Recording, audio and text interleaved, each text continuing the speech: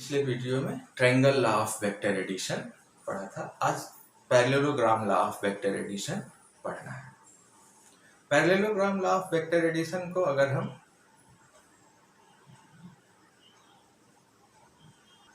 according to parallelogram law of vector addition, if two vectors are represented by the two adjacent sides of a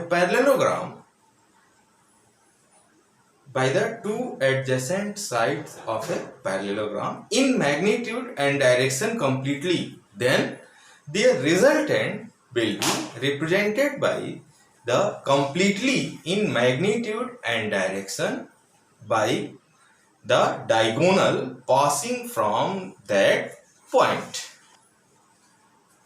These are two vectors A and B inclined at an angle theta, and these two vectors A and B are the sides of a parallelogram, two adjacent sides of a parallelogram originating from O. ये इनका common point है। यहाँ से दो parallelogram की sides हैं और उनसे ये रिप्रेजेंट किया जा रहा है। अब दो साइड्स हैं तो इस पैरेललोग्राम को हम कंप्लीट करेंगे तो इस साइड के पैरेलल कोई दूसरी साइड और इस साइड वेक्टर बी के पैरेलल भी, तो हमें जो ये अरेंजमेंट मिला ये हो गया हमारा कंप्लीट पैरेललोग्राम। ऐसा ये। अब जो स्टेटमेंट है, this is the complete parallelogram. अब जो स्टेटमेंट है वो कह रहा है कि देयर रिजल्टेंट देयर मतलब resultant of A and B means sum of A and B will be represented by the diagonal passing from the point. ये इस डायगोनल से रिप्रेजेंट होगा और ये जो डायगोनल है let it is R and it will be equal to A plus B. कल बोला था A plus B doesn't mean 5 plus 5. These two A and B are vectors and therefore we have to find their vector sum. For vector sum, if we advance this and draw a perpendicular from point this O B and Q, vector B के parallel ये vector है। अब जो अपना vector है वो ये हो गया वेक्टर B।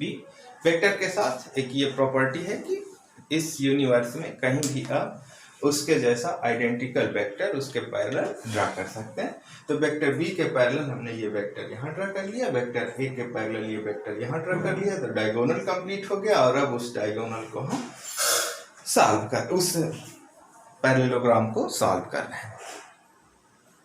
इसके लिए अब ये angle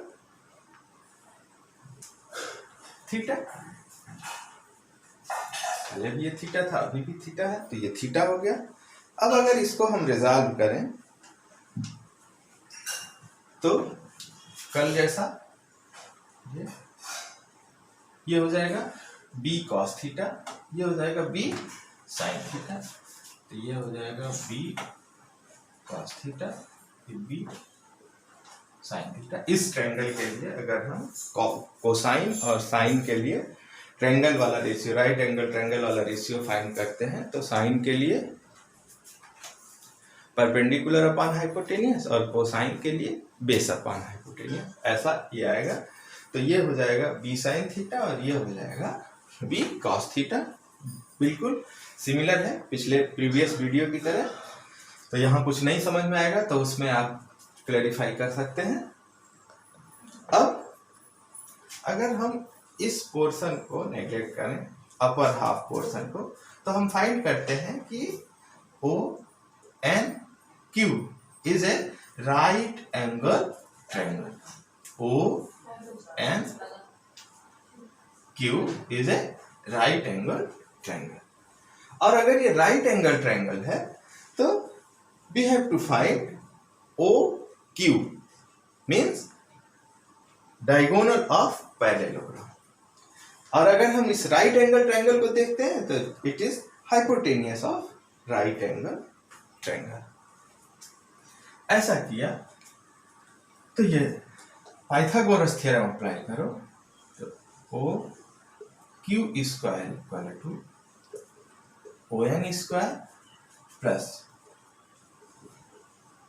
N Q square O Q square equal to O P plus P N whole square plus N Q square O Q equal to R, इसका मैग्नीट्यूड ले लें, R square equal to O P A plus P N B cos theta whole square plus N Q B sine theta whole square, R square equal to A square plus B square cos square theta plus 2ab cos theta plus B square sine square theta. अब अगर B square cos square theta यहाँ है, B square sine square theta यहाँ है, इन दोनों में B square common ले लो तो ये आ जाएगा R square equal to A square plus B square cos square theta plus sine square theta 1 plus 2ab cos theta. Here r equal to under root a square plus b square plus 2ab cos theta. ये हो जाएगा magnitude of vector direction, ये that it is beta. That diagonal of parallelogram makes angle beta with vector a.